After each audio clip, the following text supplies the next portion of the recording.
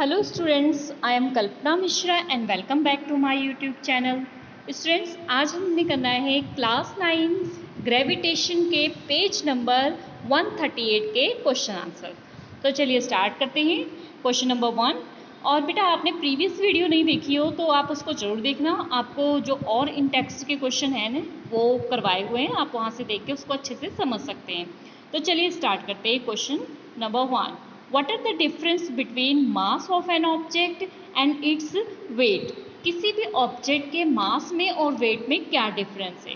देखो बच्चों, मान लो कि ये आपका ऑब्जेक्ट है, ठीक है। अब ऑब्जेक्ट अगर सिंपली है तो ये क्या है, इसका मास है। अगर हम इसका जो ये पूरा चीज़ जो है वो क्या है, मास। लेकिन इस पर अगर कोई फोर्स वर्क कर रहा है तो वो उसका क्या हो जाएगा, वेट, ठीक है। ये जो इसकी खुद की बॉडी का जो है वो क्या है, मास है। लेकिन इसके ऊपर कोई और अगर फोर्स वर्क कर रहा है तो वो उसका क्या हो जाएगा, वेट। समझ आ गई बात? अगर ये बात समझ आ गई तो चलिए आगे समझते हैं। Mass and weight. Mass is the quantity of matter content in the body. अभी जो कि जस्ट मैंने आपको यही चीज़ बताई, क्या बताया मैंने आपको कि मास क्या होता है, quantity of matter content in the body. जो क्वांटिटी हमारे बॉडी में जो भी, मान लो फॉर एग्जांपल ये आपका स्टोन है तो इसकी जितनी भी क्वांटिटी कंटेन है वो इसका क्या है, मास है, ठीक है। और वेट क्या है, weight is the force of gravity acting on the body. Means ये जो बॉडी थी इसके ऊपर क्या लग रही है, ग्रेविटी फोर्स लग रहा है, ठीक है। तो ग्रेविटी फोर्स जो साथ में लग रहा है तो उसको क्या बोलेंगे, वेट, ठीक है। It is measure of inertia of body. ये बॉडी का इनर्शिया मेजर होता है और ये क्या होता है, साथ में ग्रेविटी मेजर होती है। Mass is constant quantity. Mass जो होती है वो क्या होता है, हमेशा कांस्टेंट होता है, वो चेंज नहीं होता है। Weight is not a constant quantity, it is different at the different place. ये हर जगह अलग अलग जगह पे अलग अलग होता है कि जहाँ पर ग्रेविटेशन फोर्स ज़्यादा होगा वहाँ पर वेट ज़्यादा होगा, जहाँ पर ग्रेविटेशन फोर्स कम होगा वहाँ पर वेट कम होगा, ठीक है। Next, it's only has a magnitude. इसमें सिर्फ मैग्नीट्यूड होता है और it has the magnitude as well as direction. इसमें मैग्नीट्यूड भी होता है और डायरेक्शन भी होता है। क्यों? क्योंकि जब फोर्स लग रहा है तो क्या होता है, फोर्स अगर लग रहा है तो किसी न किसी डायरेक्शन में लग रहा है, तो यहाँ पर मैग्नीट्यूड भी है, मीन्स कोई वैल्यू भी है और साथ में इसकी डायरेक्शन भी शो हो रही है। तो जहाँ पर मैग्नीट्यूड भी होता है और डायरेक्शन भी होती है तो उसे क्या बोलेंगे, वेक्टर क्वांटिटी, ठीक है। और ये क्या है, स्केलर। जिससे सिर्फ मैग्नीट्यूड है उसको scalar quantity. Its SI unit is kilogram. Mass की जो एसआई यूनिट होती है वो किलोग्राम होती है और वेट की एसआई यूनिट क्या होती है, न्यूटन, ठीक है। चलिए नेक्स्ट क्वेश्चन करते हैं। Question number 2। क्वेश्चन नंबर 2 है, why is the weight of an object on the moon 1/6 its weight on the earth. जो मून का वेट है, ठीक है, मून पर अगर कोई भी ऑब्जेक्ट है, फॉर एग्जाम्पल ये ऑब्जेक्ट है, इसका जो अर्थ पर वेट होगा वो मून पर क्या हो जाएगा, 1/6। मतलब मान लो अगर यहाँ पे 12 kg का है तो मून पर जाके वो क्या हो जाएगा, उसका 6 पार्ट हो जाएगा। समझ आ गई मेरी बात, ठीक है। चलिए इसको हम सॉल्व करते हैं।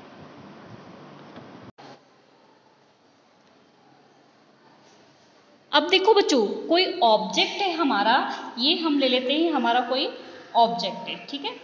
ये हमारी अर्थ है, ये अर्थ है। अर्थ के ऊपर ये क्या हो गया, कोई ऑब्जेक्ट है, ठीक है। तो ये इसका वेट हो गया, किसका, जो अर्थ के ऊपर ऑब्जेक्ट है उसका वेट हो गया। अब मान लेते हैं ये क्या है, मून है। ये क्या है हमारा, मून। और इस पर कोई ऑब्जेक्ट है, उसको क्या हो गया, वेट हो गया, ठीक है। तो देखो अब क्वेश्चन क्या बोल रहा है, जो आपका वेट है किसका, मून का। किसका वेट, जो आपका मून का है वो क्या है, वेट ऑफ अर्थ का अपॉन 6। मीन्स आपका जो अर्थ का वेट है उसका क्या है, 1/6 है, ठीक है।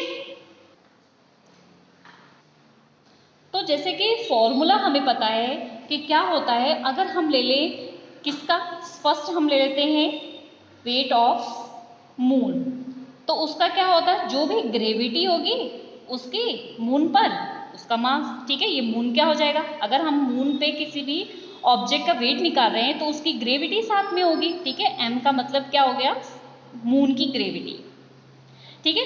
इसी तरीके से अगर हम वेट किसका देखेंगे, अर्थ का, तो वो क्या होगी, ग्रेविटी ऑफ अर्थ। जो भी ऑब्जेक्ट का मास होगा उसके ऊपर जितनी ग्रेविटी लगेगी वो क्या होगा, वेट ऑफ अर्थ पे उस ऑब्जेक्ट का जो होगा वेट होगा, ठीक है। तो अब देखो इसको कैसे सॉल्व करते हैं। हमें पता है वेट इज इक्वल टू क्या होता है, मास इंटू ग्रेविटी, ठीक है। तो मास इंटू ग्रेविटी कैसे करेंगे, वेट ऑफ, अगर हम मून देखते हैं तो mass into gravity of moon, ठीक है। और हम वेट ऑफ अगर अर्थ पर देखते हैं तो क्या आ जाएगा आपका, आ जाएगा mass into gravity of earth, ठीक है। इतना समझ आया।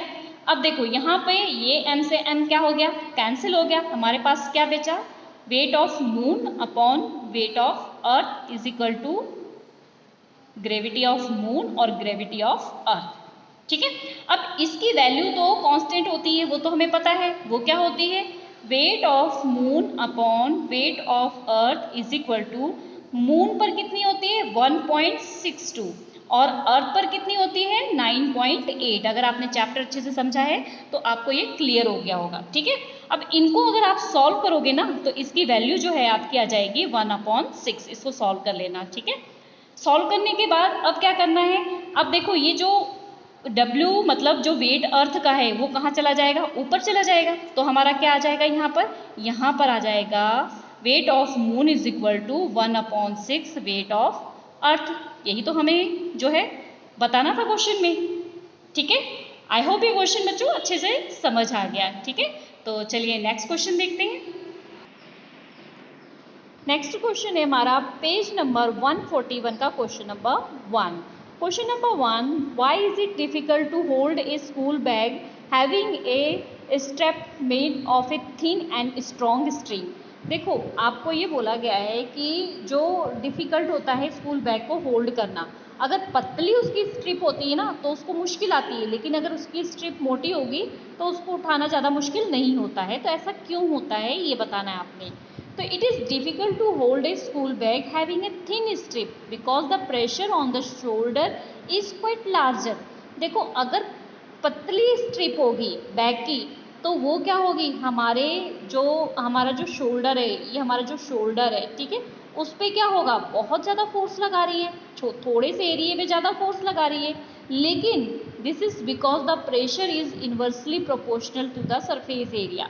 क्यों, क्योंकि ये चीज़ आपको पता होना चाहिए कि जो प्रेशर होता है वो क्या होता है, इन्वर्सली प्रोपोर्शनल एरिया के होता है, एरिया का इन्वर्सली प्रोपोर्शनल, ठीक है। मीन्स अगर एरिया ज़्यादा है तो प्रेशर कम होगा, ठीक है।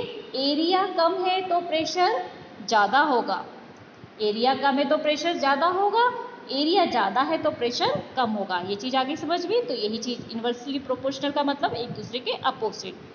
The smaller is the surface area the larger will be the pressure on the surface in the case of a thin strip. इस केस में क्या होगा, जो पतली स्ट्रिप है उसका कांस्टेंट सरफेस है, एरिया वेरी स्मॉल है, ठीक है। जो पतली स्ट्रिप है तो उसका एरिया भी उतना ही होगा, ठीक है। तो हैंस द प्रेशर क्या होगा, उस पर ज़्यादा लगेगा। एरिया कम है तो प्रेशर ज़्यादा लगेगा, जिससे शोल्डर पे हमें क्या होगी, बहुत ज़्यादा दिक्कत होगी। समझ आई बात, क्यों डिफ़िकल्ट होता है पतले स्ट्रिप वाला उठाने में और मोटी स्ट्रिप का उठाने में क्यों नहीं डिफ़िकल्ट होता है, ठीक है। Next question number 2। Question number 2, what do you mean by buoyancy. Buoyancy क्या होता है, the upward force extracted by a liquid on a object immersed in it is known as buoyancy. जब कोई फोर्स लगता है ना ऊपर की तरफ लिक्विड में, ये टब है, ठीक है, टब में क्या है, वाटर है हमारा। अगर आप इसमें क्या है, एक बॉल डालो और उसको जो है प्रेशर से नीचे डालो तो आप एक फोर्स महसूस करोगे कि वो जो पानी है ना उस बॉल को जो है ऊपर की तरफ धक्का दे रहा है। तो जो वो ऊपर की तरफ धक्का दे रहा है ना पानी, वही क्या होता है, बेयोंसी, ठीक है। When you try the immerse the object in the water, जो कि मैंने आपको बताया कि अगर आप किसी चीज़ को इमर्स करना चाहते हैं वाटर के अंदर तो आप फील करोगे, then you can feel and the upward force extracted on the object. तो एक फोर्स आप फील करोगे कि वो ऑब्जेक्ट को क्या कर रहा है, बाहर को फेंक रहा है। Which increase as you push the object deeper into water. जितना आप नीचे पुश करते जाओगे ना ऑब्जेक्ट को, आप उतना ही ज़्यादा उस फोर्स को महसूस करते जाओगे, ठीक है।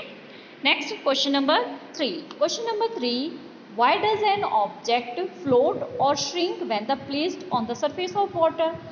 क्या होता है कि आपने देखा होगा कि अगर सरफेस ऑफ वाटर पे हम कोई चीज़ डालते हैं, ये वाटर है यहाँ पर, अगर हमने यहाँ पर कोई भी चीज़ डाली तो कई बार वो तो तैरती रहती है और कई चीज़ जो है नीचे डूब जाती है। तो ऐसा क्यों होता है? तो ऐसा इसलिए होता है, if the density of an object is more than the density of the liquid. जब ऑब्जेक्ट की डेंसिटी लिक्विड की डेंसिटी से क्या होती है, ज़्यादा होती है, तो वो क्या करता है, श्रिंक करता है। वो क्या होता है, श्रिंक करता है, मतलब डूब जाता है।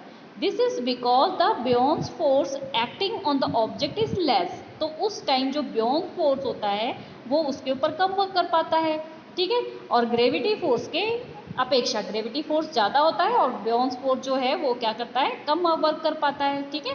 ऑन द अदर हैंड, अगर डेंसिटी जो है ऑब्जेक्ट से लेस है, तो डेंसिटी लेस है तो वो क्या करेगी, फ्लोट करने लगेगी। क्यों? क्योंकि उसके ऊपर ग्रेविटेशन कम होगा और ब्योन्स फोर्स क्या होगा, उसका ज़्यादा होगा, जिससे वो वाटर के ऊपर जो है वो क्या करेगी, फ्लोट करने लगेगी। ओके स्टूडेंट्स, आई होप ये क्वेश्चन अच्छे से समझ आ गए आपको। नेक्स्ट जो है 142 के क्वेश्चन हम नेक्स्ट वीडियो में करते हैं। ओके स्टूडेंट्स, अगर चैनल पे नए व्यूअर हैं तो प्लीज़ चैनल को सब्सक्राइब कर देना और वीडियो पसंद आई है तो वीडियो को लाइक कर देना। मिलते हैं नेक्स्ट वीडियो में और सारी वीडियो आपको प्लेलिस्ट में मिल जाएगी, आप डिस्क्रिप्शन जरूर चेक कर लेना। Okay students, bye bye.